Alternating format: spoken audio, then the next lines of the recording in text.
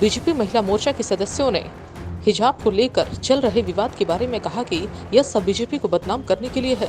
School में एक uniform ही होना चाहिए। आपने देखा होगा स्कूल में कभी भी अलग अलग व्यक्ति के लिए अलग अलग यूनिफॉर्म नहीं होता है। साथ ही कल को जाके जैन ऋषि के जैसे बच्चे पूरे नंगे आ सकते हैं और कहते हैं जैन धर्म में तो यही सिखाया गया है, इसीलिए आगे चल के यह न हो यूनिफॉर्म हमेशा एक ही होना चाहिए। ये एकता का प्रतीक है। आइए सुनते हैं महिला मोर्चा की महिलाओं ने इस पर अपनी क्या राय दी। भाई जिस तरीके से हिजाब को लेकर इतना बवाल मच रहा है, ऐसा कहा जा रहा है बीजेपी राजनीति कर रही है, और इस यूनिफॉर्म के बारे में आपका पूरा राय क्या है इस पर? सबसे पहले तो मुझे लगता है कि एजुकेशन को एजुकेशन के माध्यम से देखना चाहिए और शिक्षा जगत में कभी धर्म नहीं आड़े आना चाहिए। और शिक्षा में जब हम लोगों ने भी स्कूल पढ़ा, कॉलेज पढ़ा, कभी नहीं ऐसा देखा कि कभी कोई ड्रेस को लेके कभी कोई कंट्रोवर्सी हुई। तो स्कूल में जो यूनिफॉर्म दिए जाते हैं वो ज़रूरी है कि यूनिफॉर्म में ही रहा जाए। उसमें धर्म के आड़ में हिजाब को लेना या गेरुआ धारण करना वस्त्र दोनों ही गलत है। अगर ऐसा कोई कर रहे हैं तो ये मुझे लगता है कि ये धर्म के आड़ में कुछ लोग राजनीति इसमें करना चाह रहे हैं। बीच में बीजेपी कहाँ से पिस रही है? क्योंकि बीजेपी ने तो कभी हिजाब पहनने कहा नहीं है, ऐसा तो कुछ नहीं है। तो बिल्कुल भी हाई नहीं, कोर्ट का ऑर्डर है, बिल्कुल और भी स्कूल नहीं। में एक यूनिफॉर्म होता है जी। तो फिर आपको लग रहा है बीजेपी को हर बार जब मुस्लिम की बात आता है तो अच्छा टारगेट बना लिया जाता है? नहीं, बिल्कुल भी नहीं। मुझे तो नहीं लगता। आज हम लोगों ने यहाँ पे दीनदयाल जयंती के अवसर पर हम यहाँ पर सब समर्पण दिवस के अवसर पर एकत्रित हुए हैं और अंत्योदय की बात और राष्ट्र भावना की भावना से ओतप्रोत रही है हमारे प्रणेता दीनदयाल जी की भावना। तो हमारे तो संस्कार में ही नहीं है कि हम इस तरह से कुछ धर्म की राजनीति करें।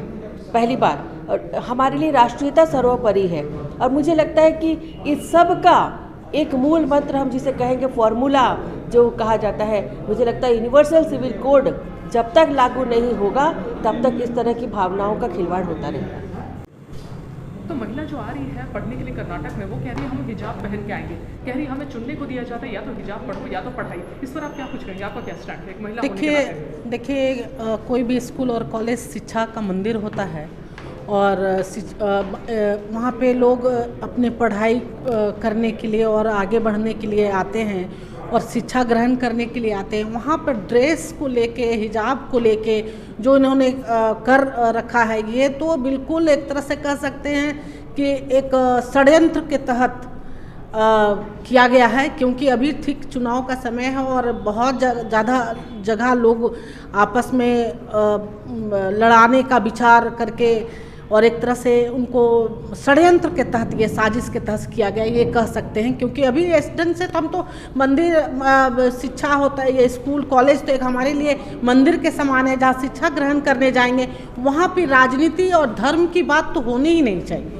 तो ये हम कह सकते हैं एक साजिश के तहत। बीजेपी पे आरोप लग रहा है, कह रही है कि यही धर्म के नाम पर पॉलिटिक्स खेल रही है। नहीं, बीजेपी देखिए ये तो लोग कहते रहते हैं, लेकिन हिजाब पहनने के लिए आपको किसने कहा कि अब जबरदस्ती हिजाब पहन के आप लड़ाई कीजिए?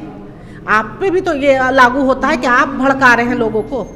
आप जब हिजाब पहन के निकलेंगे तो हमारे भी हिंदू भाई, हमारे हिंदू बच्चे वो भी निकलेंगे जय श्री राम बोल के। सभी को अपने स्वतंत्र है हिंदुस्तान में अपने धर्मों के प्रति कहने के लिए। तो ये तो गलत चीज़ है। शिक्षा एक मंदिर होता है, स्कूल कॉलेज, उसमें ये धर्म और राजनीति नहीं होना चाहिए। मुस्लिम महिलाएं जो शिक्षा, जो बुर्के में रहना पसंद करें, उनके बारे में आप क्या कुछ कहेंगे? कि अच्छी बात है कि अपने अपना संस्कार है, अपने अपने जो हमारे हिसाब से, जो धर्म के हिसाब से है, वो अपना अपना कोई भी, ये तो भारत एक धर्मनिरपेक्ष देश है जहाँ सभी धर्मों को समान रूप से सम्मान दिया जाता है।